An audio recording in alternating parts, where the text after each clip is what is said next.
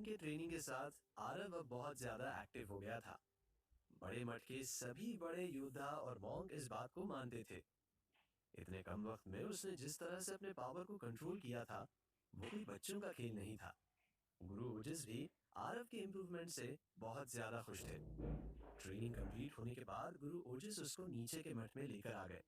जब वे लोग नीचे वाले मठ में थे, तभी अचानक से आरव की नजर उसके दुश्मनों पर गई। वो आरव को ढूंढते हुए यहाँ पर आए थे। उनको देख के आरव बहुत ज्यादा गुस्से में आ गया था।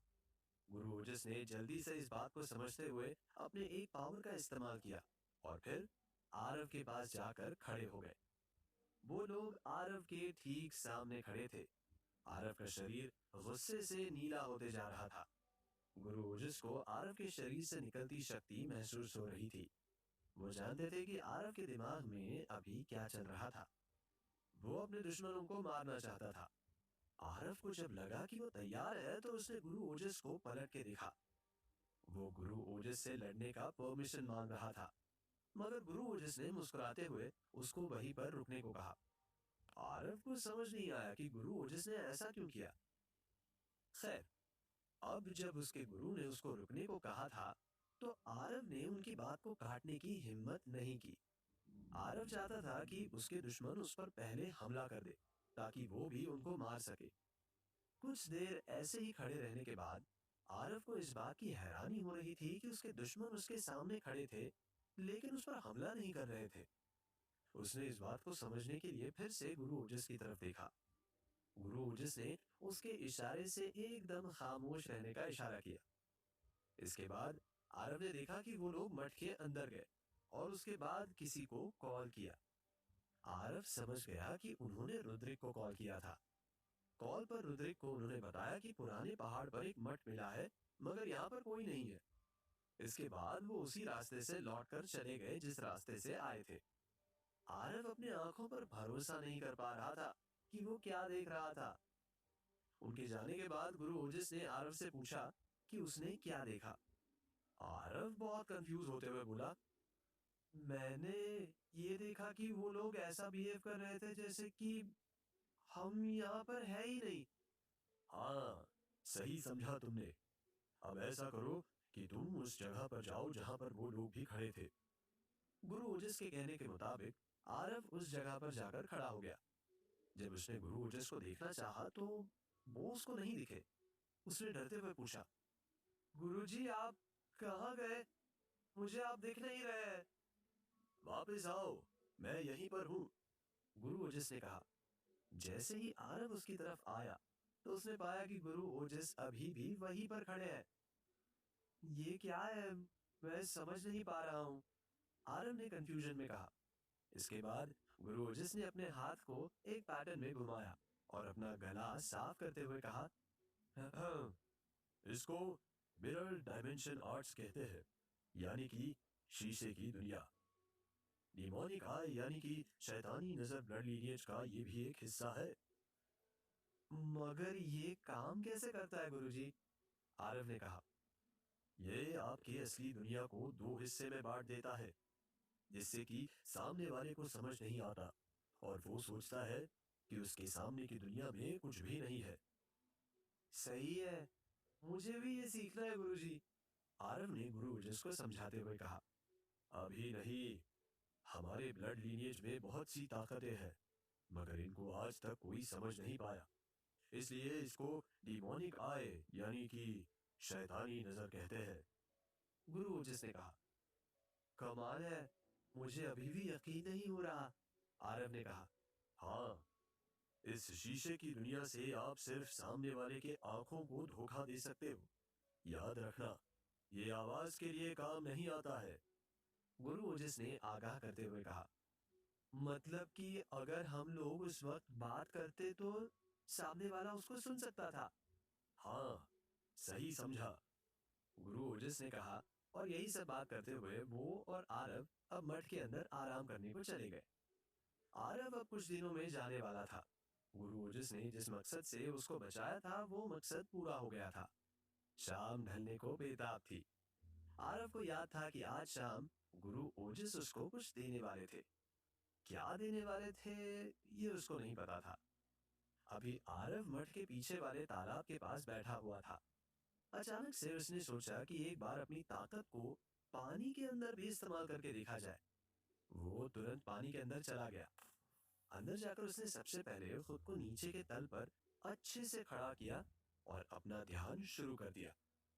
दूसरी तरफ आरव के पिता अपने दफ्तर से घर को जैसे ही आए कि उन्होंने प्रोफेसर गौतम को वहां पाया। उनको देखते ही जयराज का दुख गुस्से में बदल गया। वो जितने आराम से घर के अंदर आए थे उतने ही तेजी से प्रोफेसर साहब की तरफ बढ़ने लगे। तभी जयराज की नजर उनकी पत्नी पर गई। पत्नी ने बहुत आराम से इशारे में उनको शांत रहने को कहा। वो समझती थी कि अभी जयराज किस तरह से रिएक्ट करने वाले थे। अंदर सोफे के पास आकर उन्होंने अपना बैग रखते हुए कहा, क्या बात है प्रोफेसर, आज यहाँ कैसे आना हुआ? जी मैं से कहना तो नहीं चाहिए जयराज साहब, मगर आपकी शख्सियत के आगे सब फीका है, इसलिए मैं बस आपको। प्रोफेसर की बात को काटते हुए जयराज ने कहा, पहेली मत बुझाओ, सीधी बात बताओ। जी मैं आपको अपने स्कूल में होने वाले स्प्रिंग फेस्ट में इनवाइट करना चाहता हूँ। प्रोफेसर ने डरते डरते कार्ड देते हुए कहा, अच्छा तो ये कार्ड है। अच्छा है मगर मेरे किसी काम का नहीं है। जयराज ने उस कार्ड को देखा और प्रोफेसर के सामने फाड़ दिया। क्या बात है जयराज साहब? प्रोफेसर ने धीरे से पूछा। बहुत बेशर्म है आप। एक तो मेरे बेटे के बारे में कुछ पता नहीं लगा पाए और आप मुझे उस कंपटीशन में आने को बोल रहे हैं। इतनी हिम्मत कहाँ से आती है आप में प्रोफेसर? आपको पता है ये कंपटीशन आरव का सपना था। जब आखिरी बार उससे मैंने बात की थी तो उसने मुझसे बताया था कि वो इसमें पार्टिसिपेट करने वाला है, बट सी वो कहीं नहीं है। जयराज ने गुस्से से कहा, मैं आपकी फीलिंग समझता हूँ जयराज सर, मगर मगर आप लाचार है। आप लाचार है कि आपको लोगों को खुश करना है, अपने स्कूल का नाम आगे लेकर जाना है। कैसा होगा अगर स्कूल ही ना बचे? हाँ? जयराज ने प्रोफेसर की बात को काटते हुए कहा, प्लीज जयराज साहब ऐसा मत कहिए। आपने इतने दिनों तक स्कूल को संभाला है, वो मेरे से ज्यादा आपके स्वर्गीय पिता की निशानी है। प्रोफेसर ने जयराज को समझाते हुए कहा, इसलिए तो कह रहा हूँ, चले जाओ यहाँ से, नहीं तो कंपटीशन और कॉम्पिटिटर दोनों को गायब करा दूंगा। Get lost. इतना कहकर जयराज अपने कमरे में चले गए। प्रोफेसर के पास भी अब बोलने को कुछ नहीं बचा था। वो भी अपने उदास चेहरे के साथ बाहर को निकल गए। स्कूल की तरफ जाते हुए उनको अचानक से फिर धमाके की आवाज आई, जैसे उस दिन आई थी प्रेयर ग्राउंड में। प्रोफेसर साहब को नहीं पता था कि आरव ने अभी फिर से अपनी शक्ति इस्तेमाल की थी। उन्होंने अपने ड्राइवर को पहाड़ी के पास रुकने को कहा, मगर रात होने वाली थी तो उन्होंने फिर खुद ही अपना मन बदल लिया। मगर उनके दिमाग में अभी कंपटीशन से ज्यादा आरव चल रहा था। उधर आरव कुछ देर के बाद अपने गुरु के साथ मठ में बैठा हुआ था। हल्की सी रोशनी के बीच वहां का माहौल बहुत ज्यादा शांत हो गया था। गुरु ओजस अभी भी बैठकर मेडिटेट कर रहे थे। वही आरव उनके चेहरे को हल्की रोशनी में देखने की कोशिश कर रहा था। जब गुरु ओजस का ध्यान पूरा हुआ तो उन्होंने आरव को देखा और कहा, आरव तुमने अच्छा काम किया है। मैं जितना अच्छा तुमको सिखा सकता था मैंने सिखाया।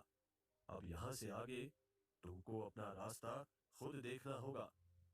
मैं अभी तुम्हारे अंदर की अच्छाई को नहीं देख रहा हूँ, क्योंकि उनसे तुमको दिक्कत नहीं है। मैं बात कर रहा हूँ तुम्हारे अंदर की बुराई की। जैसे कि? आरव ने पूछा। तुमको अपने गुस्से को कंट्रोल करना सीखना होगा। इससे तुम अपने सही लेवल पर कभी भी काम नहीं कर पाओगे। और दूसरी, तुम्हारी ताकत भी है और कमजोरी भी। तुम बहुत जल्दी भावुक हो जाते हो। अपने इमोशन को भी तुमको रोकना होगा। गुरु ओजस ने कहा, मैं आपकी बातों का ध्यान रखूंगा और मैं आपकी उम्मीद को नहीं टूटने दूंगा गुरु ओजस। आरव ने सिर झुकाकर कहा, अच्छी बात है, मैं तुम्हारे लिए कुछ लाया हूँ। इतना कहकर गुरु ओजस ने आरव को अपने हाथ से कुछ पत्थर दिए। ये नीले रंग के थे। आरव को समझ नहीं आ रहा था कि ये क्या है, मगर इससे पहले कि वो कुछ सवाल पूछता, गुरु ओजस ने उसको एक शीशे की बॉल दी।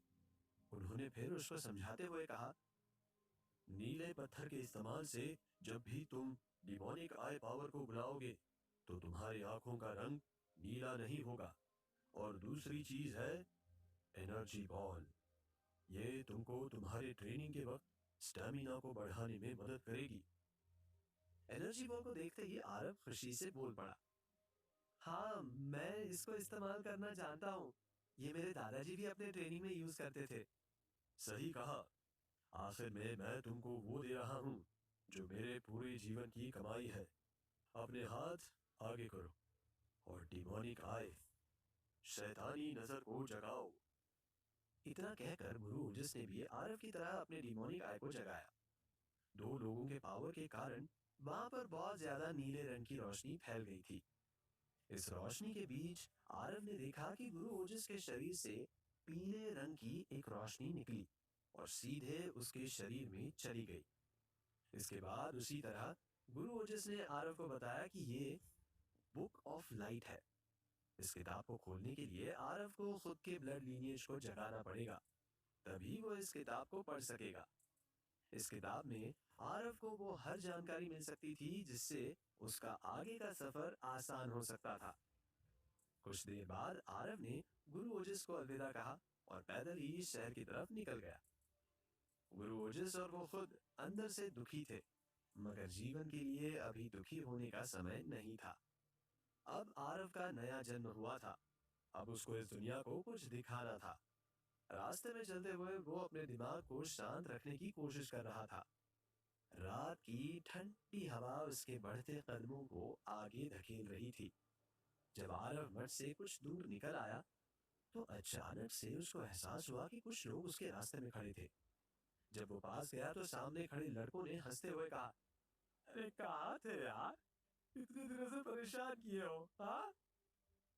आरव इन लोगों को बहुत अच्छे से पहचानता था। ये रुद्रिक और उत्कर्ष के दोस्त थे जो सुबह उससे मिलने आए थे। क्या आरव शहर जाकर कंपटीशन में पार्टिसिपेट कर पाएगा? कितनी और मुसीबतें हैं आरव के रास्ते में? आपको क्या लगता है, क्या होंगे इन सभी सवालों के जवाब? कमेंट बॉक्स में कमेंट करके जरूर बताएं। और सभी सवालों के जवाब को जानने के लिए सुनते रहिए वीरों का वीर। आरव अपने गुरु के पास से अपनी ट्रेनिंग को पूरा करके शहर लौट रहा था। गुरु ओजस ने आरव को ऐसी चीजें दी जिससे कि उसके आगे का सफर पूरा हो सके। आरव जब पहाड़ी से नीचे आ रहा था तो उसको कुछ लड़कों ने घेर लिया। पहले तो आरव को समझ नहीं आया कि वो कौन लोग हैं, लेकिन नजदीक जाने पर उसने पाया कि उत्कर्ष वहां आ पहुंचा था अपने कुछ दोस्तों को लेकर। आरव समझ गया कि क्या होने वाला था। रात के अंधेरे में उत्कर्ष को आरव का पूरा शरीर नहीं दिख रहा था, मगर वो आरव के चेहरे को पहचान पा रहा था। अचानक से एक तेज बिजली चमक गई और उत्कर्ष को आरव का पूरा शरीर दिखाई दिया। उत्कर्ष उस बदलाव को देख के बेचैन सा हो गया था। आज जिस आरव को वो देख रहा था वो कुछ अलग था। उसके भरे पूरे शरीर में मसल्स दिख रहे थे। कपड़ों के ऊपर से भी आरव के शरीर पर बने उन मसल्स को देखना ज्यादा मुश्किल नहीं था। उसकी चाल भी बदल गई थी। उत्कर्ष अपने मन में सोच रहा था, हाँ, हमने इसको इतना मारा था कि कोई भी सीधे खड़ा होने की हिम्मत नहीं कर सकता था, मगर इसको देखो, ये तो, यार ये इतना मस्कुलर कैसे हो गया? ना तो इसके चेहरे पर डर है ना ही दुख है, और ये किस कॉन्फिडेंस के साथ यहाँ खड़ा है? ये ऐसे चल के हमारे सामने आया जैसे कि हम लोग यहाँ पर है ही नहीं। बॉस, कुछ तो गड़बड़ है। बिजली की एक और शोर ने उत्कर्ष को उसके ख्यालों से बाहर निकाला। आरव सबके सामने खड़ा था। चमकती बिजली के साथ आरव की आभा ने उस जगह को उत्कर्ष के लिए भयानक सपने जैसा बना दिया था। वो खुद की आंखों पर यकीन नहीं कर पा रहा था। उसको ऐसा लग रहा था कि इन पहाड़ियों ने आरव को नया जन्म देकर उसके सामने खड़ा कर दिया था। उत्कर्ष उस एनर्जी को महसूस कर पा रहा था जो आरव के नजदीक आने से हवा में तैर गई थी। जब उत्कर्ष से रहा नहीं गया तो उसने अपने दोस्तों के साथ मिलकर उसको चिढ़ाना शुरू कर दिया। ये देख कौन आया है। लतखोर लाल है हमारे स्कूल के। मुझे छोड़ दो, प्लीज ना छोड़ दो ना, मैंने कुछ नहीं किया है, छोड़ो ना। मार खाना इनकी हॉबी है। पहले घर पर पीटे और अब स्कूल में। कितने शौक से पिटता है बेचारा। कंपटीशन जीतने आया था स्कूल। उत्कर्ष ने हंसते हुए कहा। हाँ, वो तो अभी भी जीत सकता है अगर लात खाने का कंपटीशन हो। उत्कर्ष के दोस्त ने कहा। उनकी बात का कोई असर आरव पर नहीं हो रहा था। उसने आराम से अपने पास में लगे एक पेड़ से फूल को तोड़ा और उससे खेलने लगा। देखो कैसे बेशर्मों की तरह खड़ा है। अरे भाई, लगता है कि पिछली वाली मार याद नहीं है इसको। उत्कर्ष के दोस्तों ने कहा। वो आरव को भड़काने की कोशिश कर रहे थे, लेकिन उत्कर्ष को अब गुस्सा आ रहा था। उसने अपनी लात को जमीन पर मारते हुए कहा, ए आरव, मैं तुझसे बात कर रहा हूँ बुजदिल। आरव उसकी बात का जवाब नहीं देता है और सीटी बजाने लगता है। उत्कर्ष को बहुत ज्यादा गुस्सा आने लगा। इस बार उसने ज्यादा जोर से चिल्लाते हुए कहा, ए आरव, सुन इधर। उत्कर्ष की बात पर आरव ने रिएक्ट करते हुए कहा, कौन आरव? वो तो मर चुका है। मैं वो नहीं हूं उत्कर्ष। क्या बकवास कर रहा है? उत्कर्ष ने पूछा। सच है, बकवास नहीं। इतना बोलकर आरव उन लोगों पर हंसने लगा। अब उन लोगों के सब्र का बांध टूट गया था। वो आरव की तरफ भागकर हमला करने को बढ़ गए। आरव अभी भी अपनी जगह पर खड़ा था। उसको देख जो लोग उस पर हमला करने को जा रहे थे, वो आधे रास्ते में ही रुक गए।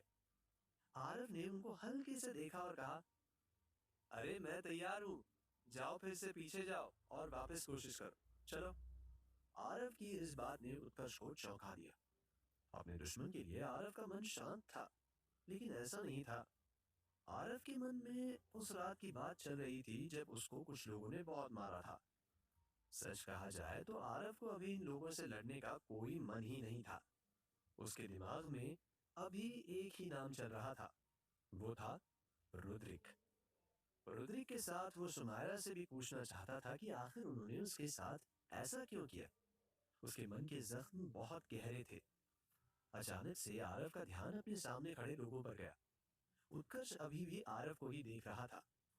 वही आरव मुस्कुराते हुए बोला, क्या यार, लड़ने ही नहीं आ रहे हो? रुको मैं दिखाता हूँ। देखो, तुम्हारे पीछे से कुछ आ रहा है। आरव के इतना बोलते ही एक पत्थर उत्कर्ष के पीछे से आया और उसके कंधे को घायल करते हुए निकल गया। दर्द ने उत्कर्ष को जमीन पर गिरा दिया, क्योंकि जिस हिसाब का वो पत्थर था, उसका कंधा टूटना तो तय था। इसके बाद आरव गोली मारने की एक्टिंग करते हुए बोला, ठीक से खेलो यार, अब अगर ये पत्थर तुम्हारे सर पर लग जाता तो। इसके बाद आरव ने कुछ पल के लिए सोचा और फिर कहा, उत्कर्ष, मैं पहले जैसा नहीं रहा यार। मैं अब क्या कर सकता हूँ, ये तुम क्या। खुद मैं भी नहीं सोच सकता हूँ, मगर फैसला तुम्हारे हाथ में है, लड़ना है या नहीं। तेरे जैसे जोकर से मैं जरूर लड़ूंगा। तू शेर की तरह दिख रहा है, इसका मतलब ये नहीं कि तू शेर हो गया है। उत्कर्ष ने खुद को संभालते हुए कहा, ठीक है, लेकिन मैं इस बार नहीं चाहता कि तुम अपने मॉम डैड को ये बताओ कि आरव ने मेरी डायपर गीली कर दी। ऐसा नहीं चलेगा, हाँ? आरव ने तंज करते हुए कहा। उत्कर्ष कंफ्यूज हो रहा था। आखिर आरव किस बात पर इतना कॉन्फिडेंस फील कर रहा था? दरअसल आरव ने उत्कर्ष पर मनोवैज्ञानिक बढ़त बना ली थी। उत्कर्ष अब वैसा नहीं सोच रहा था जैसा कि वो सोचते हुए आ रहा था। उसके दिमाग पर आरव ने बहुत चालाकी से कब्जा कर लिया था। आरव का प्लान ही यही था कि वो उत्कर्ष को पहले दिमागी तौर पर हराएगा और फिर लड़ाई में। आरव ने आगे आकर हमला शुरू कर दिया। उसकी स्पीड इतनी तेज थी कि उत्कर्ष के दोस्तों को समझ नहीं आ रहा था कि आरव एक ही इंसान है या उसके 10 रूप आकर सबको सब तरफ से मार रहे थे। ये सब आरव को उसके ट्रेनिंग से मिला था। आरव ये बात भी बहुत अच्छे से जानता था कि वो इन लोगों को आराम से हरा देगा, मगर फिर भी वो इन लोगों के साथ खेल रहा था। वो तब तक उन लोगों को पीटने की सोच रहा था जब तक कि उन लोगों की हालत खराब न हो जाए। वो जब उत्कर्ष के दोस्तों को मार रहा था, तो उत्कर्ष इस बात को बहुत अच्छे से देख रहा था कि आरव के मूव्स पहले से ज्यादा स्ट्रॉन्ग और स्मूथ हो गए थे। उसको दूर से लड़ते हुए देखना ऐसा ही था जैसे कि वो हवा जितना हल्का हो गया हो और आराम से सबको उड़ उड़ कर मार रहा था। उत्कर्ष जो देख रहा था उस पर यकीन नहीं कर पा रहा था। एक पल के लिए तो वो ये भी भूल गया कि उसको कंधों में चोट आई थी। उत्कर्ष के दोस्त आरव के सामने ताश के पत्तों की तरह बिखर गए। उन्होंने आरव को बहुत ज्यादा हल्के में ले लिया था। आरव ने भी उनको अपना नाम याद रखने का बहुत अच्छा जरिया दे दिया था। उत्कर्ष अभी भी अपनी जगह पर पड़ा हुआ सब कुछ देख रहा था। वो जानता था कि आरव अब उसकी तरफ ही आने वाला था। इस बात को भांपते हुए उसने पास में पड़े स्टील पाइप को उठाया और उठकर आरव की तरफ जोर से दे मारा। जब पहली बार उत्कर्ष की पाइप आरव के शरीर से टकराई, तो वो इस तरह से उछल गई जैसे कि वो किसी पत्थर से टकराई हो। उत्कर्ष को यकीन नहीं हुआ, तो उसने फिर से आरव पर हमला किया। इस बार भी वैसे ही हुआ। उधर आरव भी आराम से उत्कर्ष को मौका दे रहा था कि वो अपनी ख्वाहिश पूरी कर ले। आखिर में जब आरव का मन भर गया, तो उसने खुद को थोड़ा सा पीछे किया और हवा में सामने की तरफ जंप करके उत्कर्ष को एक ही पंच में जमीन पर गिरा दिया। इसके बाद उत्कर्ष रेंग कर आरव से दूर जाने की कोशिश कर रहा था, मगर आरव ने उसका रास्ता रोकते हुए बोला, भाग मत, चल फोन लगा अपने बाप रुद्रिक को। लगा, जरा उसको भी दिखाऊं कि तेरी क्या हालत हो गई है। लगा लगा फटाफट लगा। अरे कहाँ ना लगा फटाफट। नहीं, मुझे मुझे जाने दो, मैं माफी मांगता हूँ तुमसे, प्लीज आरव। उत्कर्ष जमीन पर पड़े गिड़गिड़ा रहा था। अरे तू मेरा मजाक बना रहा है, उस रात मैं भी तो ऐसे ही बोल रहा था। अब तू, आरव ने पूछा और उसके हाथ से उसका फोन ले लिया। नहीं आरव भाई, माफ कर दो भाई। आह, माफ कर दो। उत्कर्ष ने आरव के पैर पकड़ते हुए कहा। वो उसके सामने हाथ भी जोड़ रहा था। तू अभी अपने लोगों के साथ बहुत अच्छी एक्टिंग कर रहा था, जरा करके दिखा ना, मजा आ रहा था। अरे करना। जाने दो ना भाई, मैं हाथ जोड़ता हूँ, उत्कर्ष ने हाथ जोड़ते हुए कहा। इसके बाद आरव ने रुद्रिक को कॉल लगाया। रुद्रिक ने पहली बार में कॉल नहीं उठाया, तो आरव ने फिर से कॉल लगाया। कुछ देर बाद उसने कॉल उठाया और बोला, हेलो, कौन है? हेलो। आरव ने पहले कुछ नहीं कहा और फिर धीरे से कहा, कैसे हो मेरे प्यारे दोस्त? हेलो, आरव, तुम तुम जिंदा है? रुद्रिक ने परेशान होते हुए पूछा। हाँ मेरे दोस्त, अभी जिंदा हूँ। तेरी आवाज सुनने की बहुत इच्छा हुई। तू खुश नहीं लग रहा मेरी आवाज सुन के, हाँ? आरव ने कहा। नहीं, वो नहीं, रुद्रिक ने डरते हुए पूछा। रुद्रिक, ये क्या हो रहा है? तू डर रहा है? हाँ? अरे तेरे हाथ पैर कांप रहे हैं। ओहो, छोटा रुद्रिक, अब रोना नहीं, हाँ प्लीज।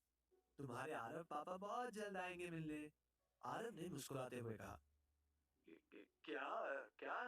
रुद्रिक ने पूछा। क्या और क्यों, तू भूल जा। अपना हिसाब चुकता करना है मुझे मेरे भाई, आरव ने बहुत गंभीर होकर कहा।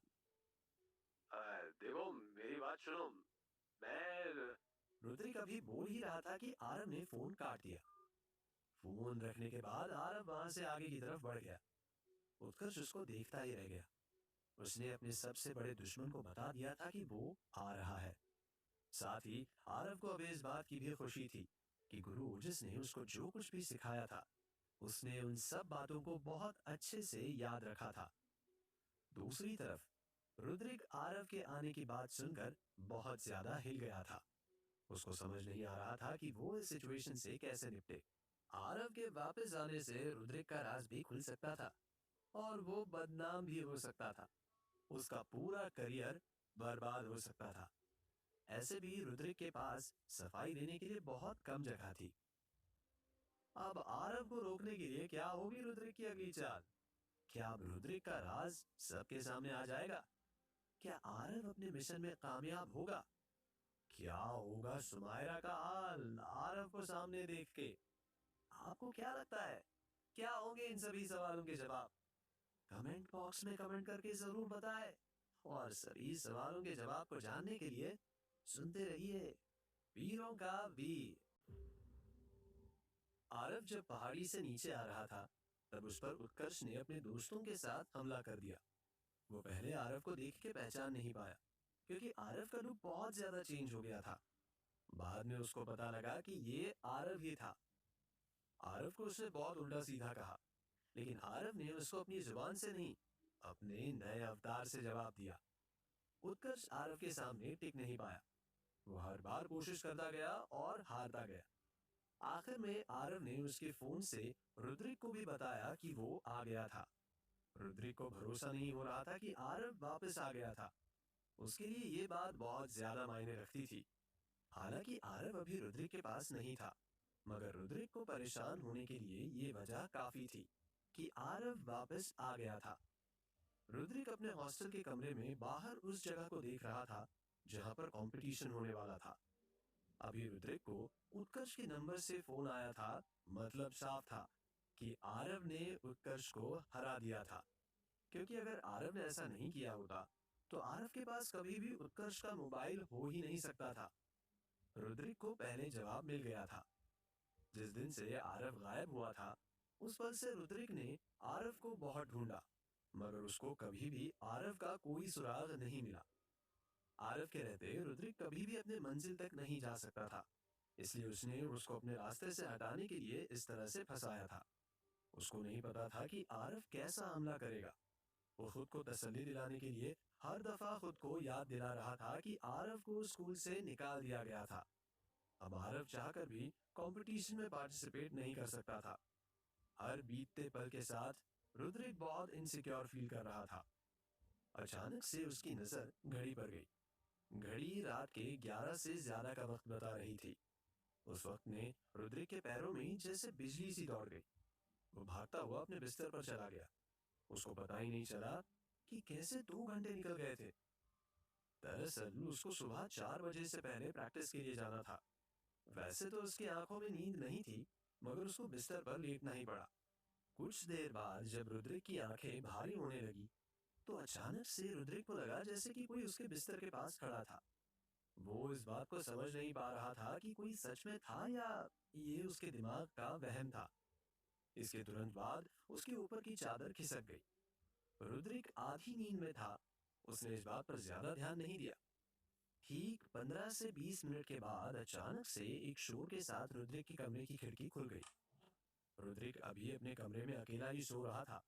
जब ऐसा हुआ तो वो डर के मारे बिस्तर पर बैठ गया। उसका पूरा चेहरा पसीने से तरबतर हो गया था। इस वक्त उसको एहसास हुआ कि उसकी चादर को किसी ने बहुत दूर फेंक दिया था। अपने बिस्तर से उठकर रुद्रिक अपने कमरे में पागलों की तरह देख रहा था।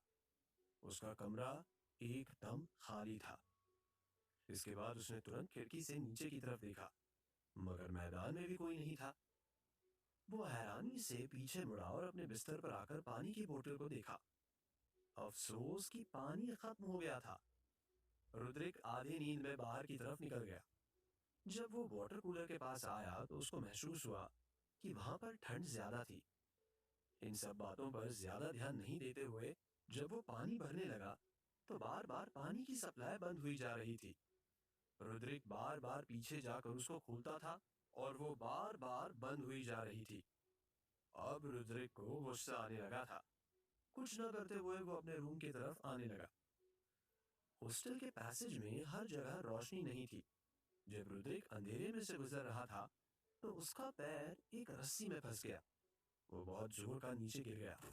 गिरने के कारण रुद्रिक के नाक से खून आने लगा। अब वो परेशान होकर पैसेज की दीवार से लग के बैठ गया।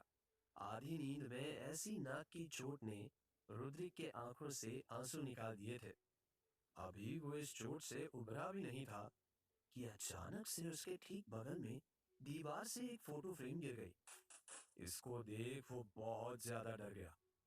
अपने नाक को पकड़े हुए वो पैसेज में ही चिल्लाने लगा, अरे कौन है? कौन है यहाँ पर? अरे सामने आओ, हिम्मत है तो सामने आओ। वो हर तरफ पागलों की तरह देख रहा था। जब हॉस्टल के बाकी के लड़कों ने रुद्रिक को चिल्लाते हुए सुना, तो वो भागते हुए अपने कमरों से बाहर आए। अरे क्या हुआ रुद्रिक? उन्होंने देखा कि रुद्रिक पागलों की तरह बड़बड़ किए जा रहा था। उनमें से कुछ लड़के भागते हुए रुद्रिक के पास गए। क्या हुआ? क्या बात है रुद्रिक? क्यों इतना शोर कर रहे हो? अरे रात के 12 बज रहे हैं। रुद्रिक ने उनको गुस्से में अपनी नाक दिखाते हुए बोला, ये देखो, कोई है यहाँ पर। आखिर कौन हो सकता है? हॉस्टल के ज्यादातर लोग तो नाइट प्रैक्टिस में गए हैं। हॉस्टल के लड़कों ने कहा। अरे मैं जानता हूँ ये किसका काम है। आरव आया है यहाँ पर। रुद्रिक ने जमीन पर पड़ी रस्सी को देखते हुए कहा। पागल हो गए हो क्या? याद नहीं, हमने उसको खुद इतना मारा था कि वो भीख मांगने लायक भी नहीं बचा था। वो कैसे यहाँ आ सकता है? मुझे तो लगता है कि सुमाइरा से ज्यादा गिल्ट में तुम हो। हॉस्टल के लड़कों ने कहा। याद करो, वो चूहा ऐसे ही सबको परेशान करता था। हमने कई बार देखा है। रुद्रिक ने गंभीर होकर कहा। इससे पहले कि कोई और कुछ बात करता, अचानक से हॉस्टल के सेंट्रल एयर कंडीशनर सिस्टम में कुछ जोर की आवाज आई। सब लोग रुद्रिक के साथ उस तरफ भागे। अंदर से साफ नहीं दिख रहा था, तो वो लोग बाहर की तरफ चेक करने को गए। सामने धूल भरी दीवार पर लिखा था, रुद्रिक, आई एम बैक। इस बात को देखते ही रुद्रिक ने गुस्से में अपनी पानी की बोतल को जमीन पर पटक दिया। इसके बाद उस कमरे में 2 मिनट तक शॉर्ट सर्किट हुआ और बहुत बड़े धमाके के साथ पूरा सिस्टम उड़ गया। इस धमाके ने स्कूल के सभी स्टाफ और बच्चों का ध्यान आकर्षित किया। प्रोफेसर गौतम भी कुछ ही देर में वहां पर आ गए थे। इन सब के बीच रुद्रिक को उन आग के लपटों के बगल में आरव दिख गया था। उसका आधा चेहरा आग की रोशनी में चमक रहा था और आधा अंधेरे में था। वो बहुत कॉन्फिडेंस से स्कूल के लोगों की तरफ बढ़ रहा था। आरव में बदलाव को देख के रुद्रिक और उसके साथी बहुत ज्यादा हैरत में थे। जब प्रोफेसर की नजर आरव पर गई, तो उनकी आंखें भी 2 पल के लिए उसके शरीर पर रुक गई। वो कुछ बोलना चाह रहे थे, मगर कुछ बोल नहीं पा रहे थे। वो उस एनर्जी को भी महसूस कर पा रहे थे। आरव को देखते ही सब लोगों में कानाफूसी शुरू हो गई। आरव आ गया? हाँ यार, सच में आ गया। ये जिंदा है? उसकी बॉडी तो देख यार।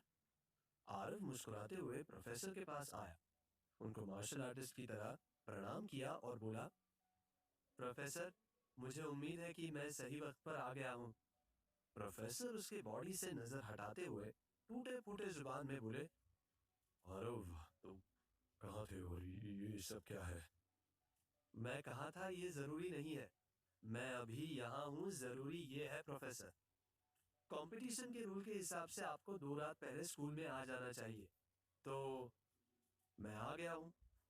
आरव ने अपनी घड़ी दिखाते हुए कहा। लेकिन तुम अभी स्कूल में नहीं हो, कंपटीशन कैसे खेलोगे? रुद्रिक ने आरव को टोकते हुए कहा। ये तुमको लगता है, और पहले अपनी सांसें कंट्रोल करो। आरव ने रुद्रिक को कहा। सच सब जानते हैं, ज्यादा स्मार्ट मत बनो। रुद्रिक ने गुस्से में कहा। रुद्रिक, तुम अथॉरिटी नहीं हो, मैं हूं। प्रोफेसर ने रुद्रिक को टोकते हुए कहा। मेरे खिलाफ कुछ साबित नहीं हुआ है। वो लड़की कहाँ है? कहीं नहीं। ऐसे भी मुझे बहुत बड़ी सजा मिल चुकी है। मुझे उम्मीद है कि प्रोफेसर इंसाफ की नजर से मेरा फैसला करेंगे। आरव ने सफाई में कहा। प्रोफेसर को समझ नहीं आ रहा था कि वो क्या करे। कुछ देर सोचने के बाद उन्होंने कहा, कंपटीशन की बात बाद में करते हैं। आरव, तुम पहले गेस्ट हाउस में जाओ। जब तक तुम्हारा फैसला नहीं हो जाता है, तुम हॉस्टल में नहीं रहोगे। हम इस पे कल बात करते हैं। इसके बाद प्रोफेसर ने बाकी के स्टाफ और बच्चों को भी अपने अपने कमरे में जाने का ऑर्डर दे दिया। आरव जब प्रोफेसर के पीछे पीछे गेस्ट हाउस की तरफ जा रहा था, तब उसको सुमायरा दिखी। वो भी आरव के बदले हुए रूप को देख के हैरान थी। आरव उसको देख के मुस्कुराया और आगे बढ़ गया। उसकी मुस्कुराहट में सुमायरा को एक थप्पड़ दिख रहा था। वो आरव उसको मार रहा था। प्रोफेसर इस बात को जानते थे कि रुद्रिक और आरव को एक जगह पर रखा तो लड़ाई हो सकती थी। इसलिए उन्होंने आरव को गेस्ट हाउस में रखने का फैसला किया था। गेस्ट हाउस की तरफ बढ़ते हुए प्रोफेसर ने आरव से पूछा, इतने दिन कहाँ थे? किस हाल में थे और इतना बदलाव कैसे आया? प्रोफेसर के सवाल पर आरव कुछ पल के लिए रुक गया और कहा, प्रोफेसर, वक्त आने पर मैं आपको सब बता दूंगा, लेकिन अभी नहीं। अभी मुझे पहले अपनी उस लड़ाई को पूरा करना है। लेकिन आरव, प्रोफेसर ने कहा, सॉरी सर, अभी सिर्फ लड़ना है और कुछ नहीं। आरव ने अपनी बात पूरी की और गेस्ट हाउस की तरफ बढ़ गया। प्रोफेसर ने उसका पीछा नहीं किया और अपने ऑफिस की तरफ बढ़ गए। आरव के अधूरे से जवाब प्रोफेसर को बहुत कुछ बयान कर रहे थे। साथ ही प्रोफेसर के दिमाग में अभी एक ही इंसान चल रहा था। वो थे आरव के पिता, जयराज सिंह डोगरा। अपने ऑफिस में आने के बाद इतनी रात को भी प्रोफेसर से रहा नहीं गया और उन्होंने जयराज को कॉल लगा दिया। फोन पर जयराज ने सुना कि आरव वापस आ गया था, तो उनकी खुशी का ठिकाना न रहा। प्रोफेसर ने उनको ये भी बताया कि आरव कंपटीशन में पार्टिसिपेट करेगा। इस खबर को सुनने के बाद जयराज के आंखों से खुशी के आंसू छलक गए। रात बहुत हो गई थी, तो प्रोफेसर ने उन्हें इन्फॉर्म करके फोन रख दिया था। डोगरा परिवार के लिए आज का दिन खुशी का त्योहार हो गया था। आधी रात को ही जयराज अपने बेटे से मिलने के लिए निकलने लगे। उनसे बर्दाश्त नहीं हो रहा था। आखिर 3 महीने के बाद वो आरव को देखने वाले थे। उनको उससे बहुत सारी बातें करनी थी। जब वो अपने कार के पास आए, तो उनकी पत्नी ने उनको रोकते हुए कहा, आप अभी आरव से मिलने के लिए नहीं जा रहे हैं? क्यों? इतने दिनों बाद मुझे मेरे बेटे का चेहरा दिखने वाला है और तुम रोक रही हो। उनकी आवाज में बेचैनी नजर आ रही थी। मैं भी उसकी माँ हूँ। आपसे ज्यादा मुझे दर्द है, लेकिन हमारा बच्चा अपने दम पर वापस आया है। उसको अपनी लड़ाई पूरी करने दीजिए। आरव की माँ ने कहा, तुम जानती नहीं हो, वहां पर उसके खिलाफ।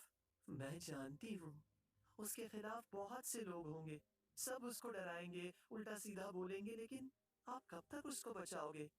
Late him fight please. Jayraj, हमें उसको इमोशनली वीक नहीं करना है। हम उससे कंपटीशन के बाद मिलेंगे। आरव की मां ने जयराज की बात को काटते हुए कहा। जयराज भी समझ गया कि वो अपनी जगह पर सही थी। उसने अपने आप को रोक लिया। कार का दरवाजा बंद करते हुए उन्होंने कहा, मुझे उम्मीद है कि आरव अपने मकसद में कामयाब होगा। हाँ, जरूर होगा, आप देखना। इतना कहकर आरव के माँ बाप घर के अंदर लौट गए। उनकी आंखों में अब वो सपने फिर से सज रहे थे, जो कुछ महीनों से खो गए थे। जयराज के मन में अभी भी एक बात चल रही थी, जो उसने अपनी पत्नी को नहीं बताई। क्या आरव को कंपटीशन में पार्टिसिपेट करने का मौका मिलेगा? क्या आरव अपने माँ बाप के इरादों पर खरा उतर पाएगा? क्या चल रहा है जयराज के दिमाग में? क्या होंगे इन सभी सवालों के जवाब? कमेंट बॉक्स में कमेंट करके जरूर बताएं। और सभी सवालों के जवाब को जानने के लिए सुनते रहिए वीरों का वीर। आरव की बात को सुनकर रुद्रिक बहुत ज्यादा परेशान हो गया था। कुछ देर तक तो वो सोचता रहा कि वो किस तरह से आरव का सामना करेगा। इसके बाद जब वो सोने के लिए गया, तो किसी ने उसके साथ ट्रिक्स खेलना शुरू कर दिया। रुद्रिक को पहले समझ नहीं आया, मगर उसके साथ जिस तरह का मजाक हो रहा था, उससे वो समझ गया था कि ये आरव का काम था। जब उसने गुस्से में आरव को नुकसान पहुंचाना चाहा, तो स्कूल कैंपस में एक धमाका हुआ। इसके बाद वहां पर आरव सबके सामने आया। रुद्रिक उसको स्कूल से निकलवाना चाहता था, मगर ऐसा नहीं हुआ।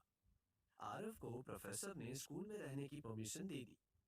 दूसरी तरफ उन्होंने जयराज को बता दिया कि आरव आ गया और वो कंपटीशन में पार्टिसिपेट करेगा।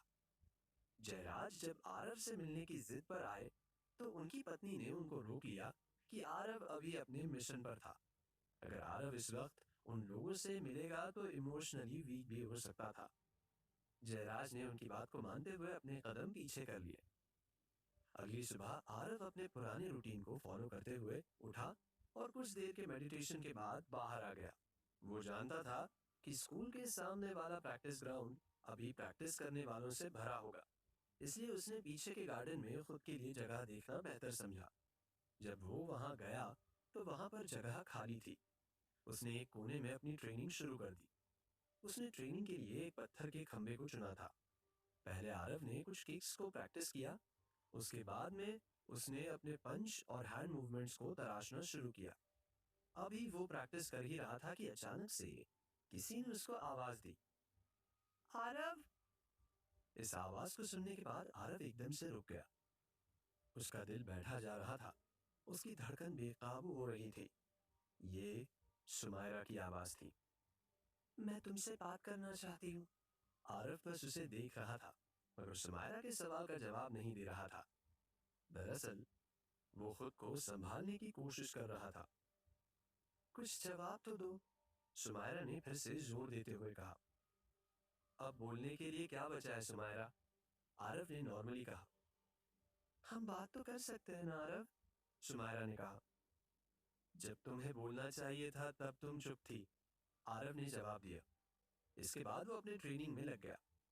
मुझे माफ कर दो आरव, प्लीज, सुमायरा ने उसको मनाने की कोशिश की। आरव कुछ पल को रुका और हंसते हुए कहा, यू नो सुमायरा, मैं तुमको आज भी इतना पसंद करता हूँ कि अगर मैं तुम्हारी तरफ देखूंगा तो मैं तुमको माफ कर दूंगा। लेकिन मैं ऐसा करना नहीं चाहता हूँ।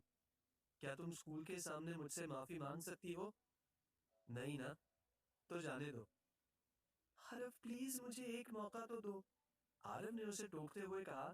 प्लीज, मैं तुमको बोलता हूँ, मुझे बस इतना याद है कि मेरे साथ क्या हुआ था। मुझसे कोई उम्मीद मत रखो, तुमने अपना ये हक खो दिया है। ऐसा मत करो आरव, तुम जो सोच रहे हो गलत है। मुझे मुझे एक मौका दो एक्सप्लेन करने का, सुमायरा ने कहा। ये खुद से पूछो, मुझसे नहीं। कभी तुमने सोचा कि मेरे बाद मेरे परिवार का क्या होगा? वो कैसे जिएंगे? कभी सोचा कि कैसे मेरे डैड इस बदनामी के साथ जिएंगे कि उनका बेटा एक लड़की की इज्जत? हम्म, नहीं सुमायरा, प्लीज गो, आरव ने अपने दर्द को जाहिर करते हुए कहा। मुझे माफ कर दो, मुझे नहीं पता था बात इतनी आगे बढ़ जाएगी। आरव, मैंने ये सब नहीं सोचा था। वो अब ये सोचो कि तुम इस गिल्ट के साथ कैसे रहोगी। तुम्हारी सजा यही है सुमायरा, आरव ने गुस्से में कहा। सुमायरा उसको कुछ पल के लिए देखते हुए सोच रही थी कि आरव में कितना चेंज आ गया था। जो बिना मुस्कुराए एक पल नहीं रह सकता था, वो आज सीधे मुंह बात भी नहीं कर रहा था। इससे पहले कि सुमायरा आरव से और बात करने की कोशिश करती, आरव वहां से चला गया था। सुमायरा उसको बस जाते हुए देख रही थी।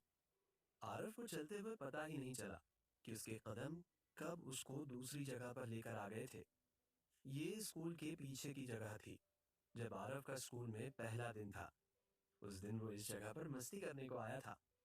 तभी उसको सुमायरा ने पीछे से टोकते हुए बोला था, अरे यहाँ पर क्या कर रहे हो? जाओ, क्लास में जाओ। आरव ने उसको उस दिन पहली बार देखा था। दरअसल सुमायरा को उस वक्त ऐसा लगा था कि आरव उसका जूनियर था। उस बात को याद करते हुए आरव मन ही मन मुस्कुरा रहा था। इसके बाद एक रोज उसकी और सुमायरा की किसी बात पर बहुत लड़ाई हुई थी। इस घटना के बाद आरव सुमायरा सिर्फ नजरों से बात करते थे, मगर आरव के चुलबुले अंदाज के सामने सुमायरा का गुस्सा टिक नहीं पाया। उस दिन के बाद से आरव और सुमायरा दोस्त बने थे।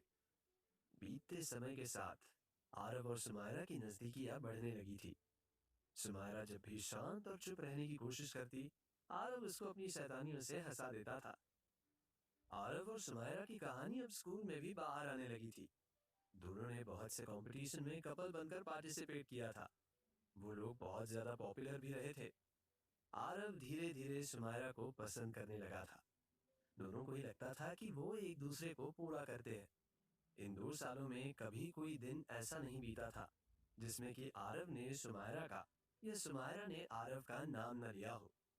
आरव उदास मन से टहलते हुए अब स्कूल के पीछे वाले तालाब तक आ पहुंचा था। ये उनके मिलने की जगह भी थी।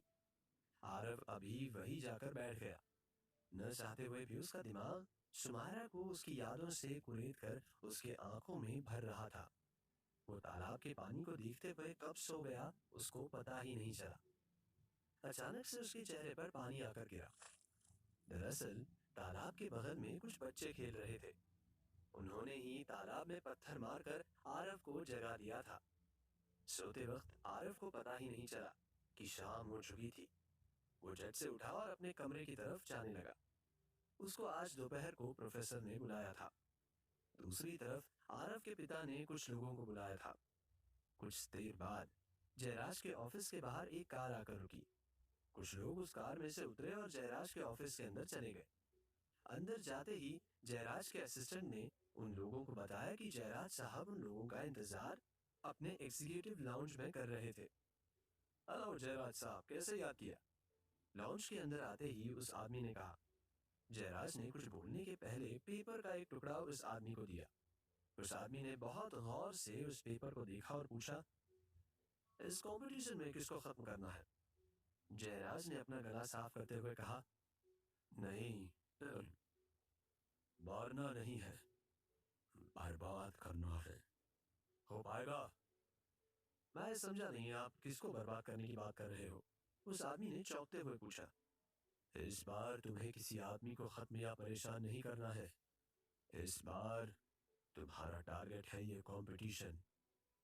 जयराज ने उस कागज के टुकड़े की तरफ इशारा करते हुए कहा, ये कैसे हो सकता है? कंपटीशन को कैसे बर्बाद? उस आदमी ने घबराते हुए पूछा। अरे बहुत से तरीके हैं, आग लगा दो, बिजली गिरा दो, बाढ़ ला दो, बम से उड़ा दो।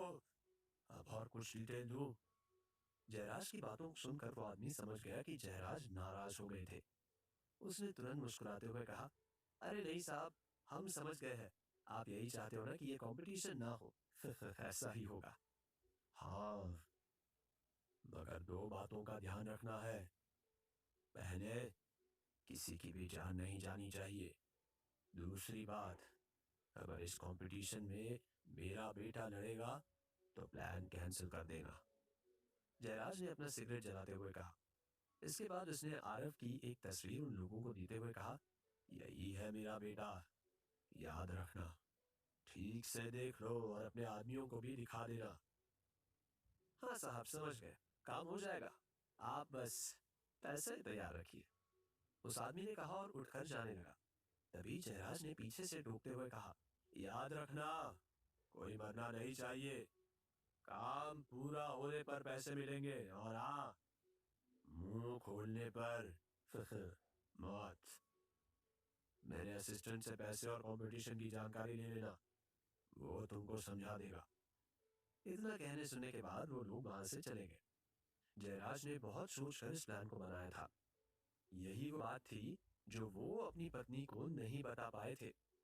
उधर हर शाम की तरह आरव अपने मेडिटेशन के लिए अपने कमरे से निकलकर छत की तरफ जा रहा था कि अचानक से उसको प्रोफेसर गौतम मिल गए। वो छत से कंपटीशन की तैयारी का जायजा लेकर वापस आ रहे थे।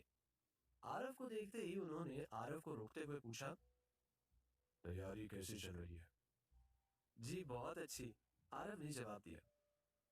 आरव देखो, मैं नहीं जानता कि उस रात तुम्हारे साथ क्या हुआ था, लेकिन अब जब तुम आए हो तो इस मौके को याद रखना। प्रोफेसर ने जोश में कहा। आपको मैं निराश नहीं करूंगा, आरव ने गंभीर होकर कहा। आरव की बात को सुनते हुए प्रोफेसर समझ गए थे कि आरव तैयार था। उन्होंने एक गहरी सांस के साथ कहा, मुझे खुशी है कि तुम तैयार हो, लेकिन आरव, तुम कहाँ थे इतने दिनों तक? आपसे ही सीखा है, अतीत में रहने वाला इंसान आगे नहीं बढ़ता है। मैं आगे बढ़ गया हूँ और अब मुझे सिर्फ कंपटीशन दिख रहा है, आरव ने प्रोफेसर की बात को काटते हुए कहा। आरव की बात को प्रोफेसर ने काटा नहीं और बस इतना कहा, बहुत से लोग नहीं चाहते हैं कि तुम कल के कंपटीशन में आओ। हो सकता है वो तुमको रोकने की कोशिश जरूर करेंगे। खुद का ख्याल रखना, और हाँ, रुद्रिक से सावधान रहना। इसके बाद प्रोफेसर वहां से चले गए और आरव छत की तरफ बढ़ गया। जब वो छत पर गया तो वहां पर कोई नहीं था। वो आराम से बीच में बैठ के मेडिटेशन करने लगा। तभी आरव के कानों में रुद्रिक की आवाज आई। रुद्रिक अपने कुछ दोस्तों के साथ वहां डेकोरेशन का काम चेक करने को आया था। आरव को देखते ही वो शांत हो गया और अपने दोस्तों को इशारे में उसका मजाक बनाने को कहा। कमाल है यार, लोग लड़की छेड़ने के बाद मॉन्क बन जाते हैं। एक लड़के ने कहा, नहीं नहीं, मुझे तो डर है कि चूहा कहीं मेडिटेशन करके बिल्ली ना बन जाए। अगर बन भी गई तो क्या, पिएगा तो दूध ही। रुद्रिक के दोस्त लगातार आरव का मजाक बना रहे थे, मगर वो शांति से बैठा हुआ था। उसको कोई फर्क नहीं पड़ रहा था। जब रुद्रिक से बर्दाश्त नहीं हुआ तो उसने आरव को सीधे बुलाते हुए कहा, बाबा जी मेडिटेशन बहुत हुआ, उठिए। मुझे पता है कि तू हमारी बात सुन रहा है। मुझे पता है तू डरता है मुझसे। उठ जा, नहीं तो कंपटीशन में बहुत मार खाएगा। रुद्रिक के एक दोस्त ने कहा। इसके बाद रुद्रिक के एक दोस्त ने एक ब्लेड निकाली और आरव के कपड़े को फाड़ दिया। रुद्रिक के लिए बहुत फनी था। कुछ देर बाद आरव अपने ध्यान से उठा और बहुत आराम से रुद्रिक के पास जाकर बोला, टेंशन मत ले यार, तूने मुझे मारकर सड़क पर फेंका था। मैं तुझे मारता हुआ सड़क तक ले जाऊंगा। कल का इंतजार कर बस। हे, क्या करेगा चूहे? मुझे जान से मारेगा? बोल, बोलता क्यों नहीं? रुद्रिक ने आरव को धक्का देते हुए कहा। जान लेनी होती तो मैं तुझे कल रात को ही मार देता। जान नहीं लूंगा, मगर जीने भी नहीं दूंगा। इतना कह के आरव आराम से सीटी मारते हुए उसके आगे से निकलकर जाने लगा। रुद्रिक को आरव की ये हरकत पसंद नहीं आई। वो पीछे से आरव के पास गया और उसको धक्का दे दिया। आरव का बैलेंस बिगड़ा और वो टेरेस से नीचे गिरने ही वाला था। क्या आरव बच पाएगा? क्या होगा जब प्रोफेसर और जयराज को पता चलेगा रुद्रिक की इस हरकत का? कंपटीशन को जीतने का आरव का सपना क्या अधूरा रह जाएगा? आपको क्या लगता है? क्या होंगे इन सभी सवालों के जवाब? कमेंट बॉक्स में कमेंट करके जरूर बताएं। और सभी सवालों के जवाब को जानने के लिए सुनते रहिए वीरों का वीर। आरव जब छत पर रुद्रिक से बात करके लौट रहा था, तो उसने आरव को छत से नीचे धक्का दे दिया। आरव अभी इस बात के लिए तैयार नहीं था। ये हमला चौंकाने वाला था। जैसे आरव छत से नीचे गिरा, रुद्रिक के सभी दोस्त भागते हुए किनारे को आए। वो देखना चाहते थे कि आरव का क्या होने वाला था। 3 मंजिला इमारत से गिरना जान का सौदा भी हो सकता था। जहां रुद्रिक के दोस्त इस बात से परेशान थे कि उसने क्या किया था, वही रुद्रिक बहुत आराम से अपनी जगह पर खड़ा होकर आरव को नीचे गिरते हुए देख रहा था। किसी के मुंह से कोई आवाज नहीं निकल रही थी। सब बस आरव को देख रहे थे। नीचे भी कुछ लोग थे जिन्होंने आरव को नीचे आते हुए देखा। वो ज्यादातर बाहर के लोग थे और कुछ एक स्टूडेंट्स भी थे। आरव के लिए ये सब बहुत शॉकिंग था। वो इसके लिए बिल्कुल तैयार नहीं था। कुछ पल के लिए उसे लगा वो मरने वाला है। तभी अचानक से उसे अंदर से कुछ महसूस हुआ। ये दरअसल डिमोनिक आई की ताकत थी, जिसने आरव के गिरने के स्पीड को जरा धीमा कर दिया था। कुछ लोग गिरते हुए आरव को देख चिल्ला भी रहे थे। आरव जहां पर गिर रहा था, उसके ठीक नीचे कुछ पेड़ थे। हवा में अपने आप को कंट्रोल करते हुए आरव ने एक पेड़ की डाल को पकड़ लिया। वो पेड़ ज्यादा मजबूत नहीं था, तो आरव उसके डाल के साथ नीचे गिर गया था। उसको बहुत कम चोट आई थी। रुद्रिक को आरव के मूवमेंट पर शक हो रहा था। वो समझ नहीं पा रहा था कि ऐसा कैसे हो गया। उसको इस बात का कंफर्मेशन मिल गया कि ये वो पहले वाला आरव नहीं था। आरव गिरने के कुछ देर बाद उठ गया।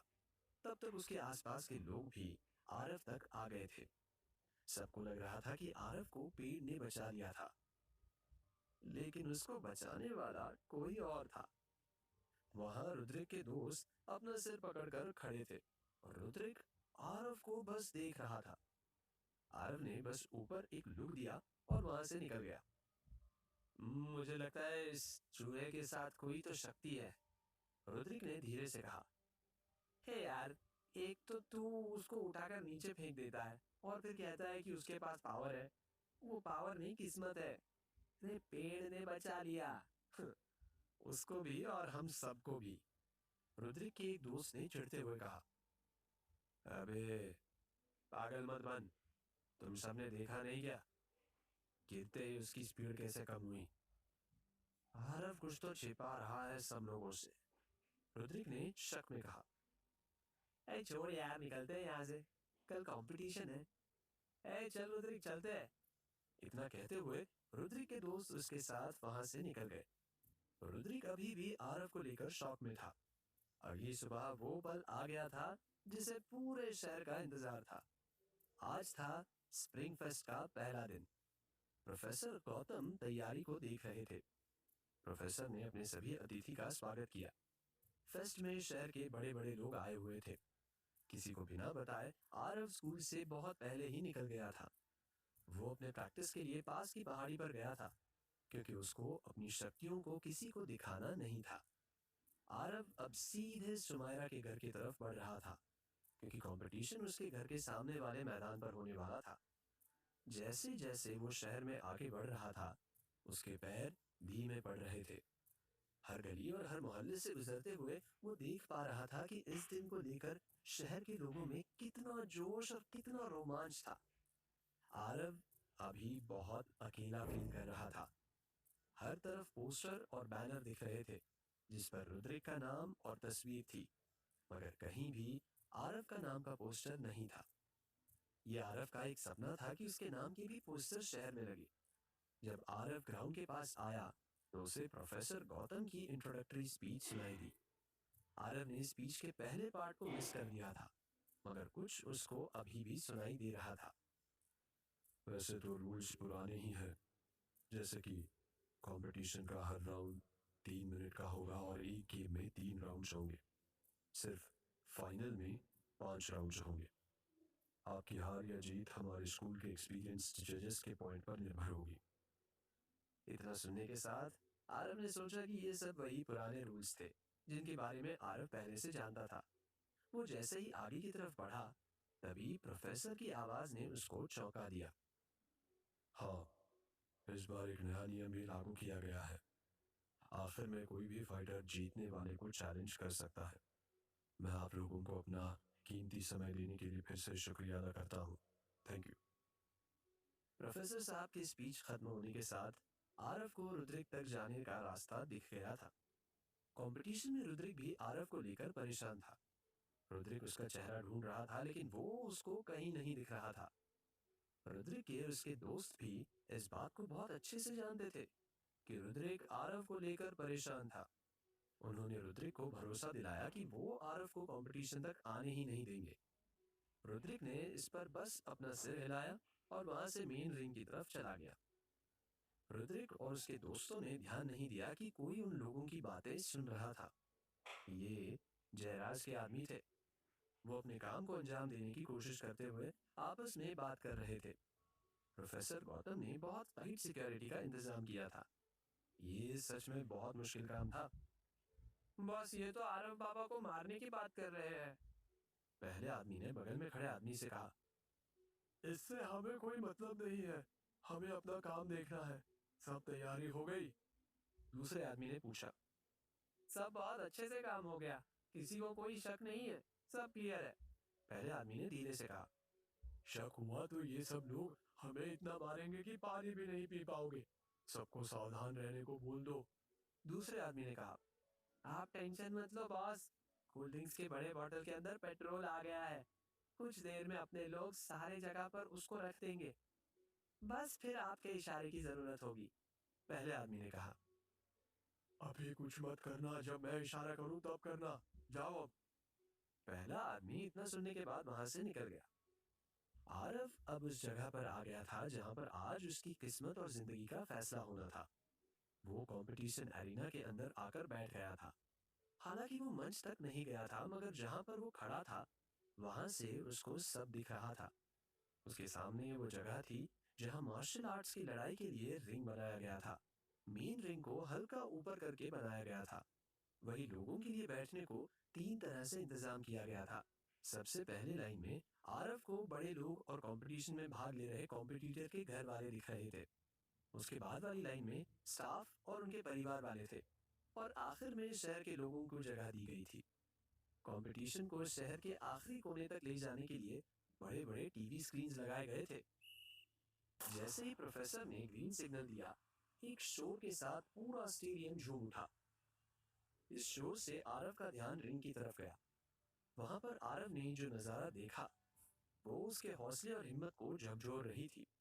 उसने जब नीचे देखा तो पाया कि सारे कॉम्पिटिटर्स के घर वाले उनके हौसले को बढ़ा रहे थे। ये सब देख आरव का दिल बैठा जा रहा था। उसको वो पल याद आ गया जब वो अपने घर पर गया था और अपने डैड के साथ कंपटीशन में आने की बात किया करता था। आज समय ने आरव को ऐसी जगह पर खड़ा कर दिया था जहां उसके साथ कोई नहीं था। वो भीड़ के बीच अकेला बैठा हुआ था। इन सब के साथ आरव का दिमाग अब अपने गुरु ओजस को भी ढूंढने लग गया। नीचे बहुत से बच्चों को उनके ट्रेनर लड़ने और खुद को शांत रखने के टिप्स देते हुए दिख रहे थे। कोई अपने स्टूडेंट के हाथ पांव को सहन को रिलैक्स कर रहा था, तो कोई अपने स्टूडेंट को लड़ता हुआ देख उनके लिए चीयर अप कर रहा था। आरव इस बात को जानता था कि उसके लिए यहाँ ऐसा कुछ भी नहीं होने वाला था। दूसरी तरफ सभी आए हुए बड़े लोग प्रोफेसर को इस बेहतरीन आयोजन के लिए उनको धन्यवाद देते हुए उनकी तारीफ कर रहे थे। इन सब से उलट प्रोफेसर का ध्यान अभी कंपटीशन से ज्यादा कॉम्पिटिटर पर था। बहुत देर तक स्टेडियम को हर तरह से देखने के बाद भी उनको आरव नहीं मिला। प्रोफेसर इस बात को सुमायरा से भी पूछना चाहते थे, लेकिन उसका मैच चल रहा था तो वो ऐसा नहीं कर पाए। उनके मन में आरव को लेकर डर दिख रहा था।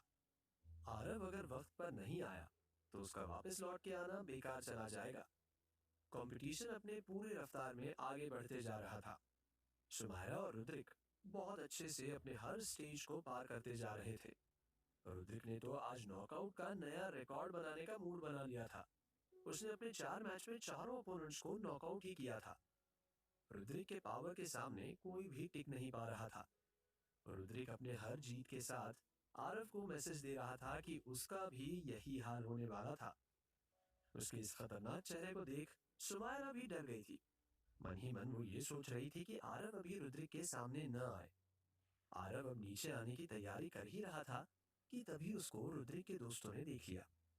वो उसके पीछे आने लगे। आरव अभी अपने पावर्स का शो ऑफ नहीं करना चाहता था, तो उसने उन लोगों से बचने के लिए सबसे ऊपर वाली सिटिंग एरिया से बच के निकलना बेहतर समझा। वो भीड़ के पीछे से रिंग की तरफ आगे बढ़ने लगा। वही रुद्रिक के दोस्त आरव के भागने से परेशान थे। इतनी भीड़ के बीच उस तक पहुंच पाना बहुत मुश्किल काम था। आरव कभी ऊपर की तरफ भाग रहा था तो कभी नीचे की तरफ। उसने 15 मिनट में सबको थका दिया था। इधर रुद्रिक का अगला मैच भी खत्म हो गया था। भागते भागते अचानक से आरव की नजर भीड़ में बैठे एक इंसान पर गई। वो अपनी जगह पर रुककर उस इंसान को गौर से देखने लगा। उसके मुंह से निकला, पापा आप। आरव अभी कुछ और सोच पाता कि रुद्रिक के दो दोस्तों ने उस पर हमला कर दिया। अपने पापा को वहां बैठा देख आरव की खुशी इतनी ज्यादा थी कि उसको चोट का भी एहसास नहीं हो रहा था। वो उठा और पहले उसने रुद्रिक के दोस्तों को पंच से मारा और फिर राउंड किक के साथ दोनों को एक बार में ही रिंग तक पहुंचा दिया, जहां पर रुद्रिक अपने जीत को सेलिब्रेट कर रहा था। उनके आते ही रुद्रिक अपनी जगह पर रुक गया और ऊपर की तरफ देखा। ग्राउंड पर सभी लोग अचानक से शांत हो गए थे। क्या आरव का बदला पूरा होगा? क्या होगा जयराज के आने का असर आरव के कॉन्फिडेंस पर? क्या आरव इस मुकाबले को जीत पाएगा? क्या होंगे इन सभी सवालों के जवाब? कमेंट बॉक्स में कमेंट करके जरूर बताएं। और सभी सवालों के जवाब को जानने के लिए सुनते रहिए वीरों का वीर।